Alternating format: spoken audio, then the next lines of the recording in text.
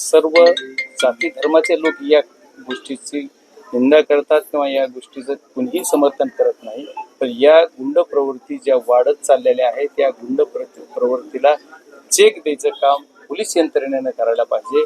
आणि माझी आज तुमच्या सर्वांच्या माध्यमातून तमाम महाराष्ट्रातल्या जनतेला पण सांगायचं आणि महाराष्ट्राच्या मुख्यमंत्री गृहमंत्री असल्यामुळे त्यांना विनंती करायची, या जिल्ह्याचे पालकमंत्री म्हणून अजितदादा पवार साहेब आहेत त्यांना पण विनंती करायची की परळी पॅटर्नमध्ये जे काही विषय चाललेला त्याच्यासाठी एक विशेष अधिकारी SP लेवलचा एक वेगळा अधिकारी या क्राईमसाठी नेमला पाहिजे, तरच बीड जिल्ह्याची कायदा व सुव्यवस्था पूर्ण पदावर येईल असं वाटतंय।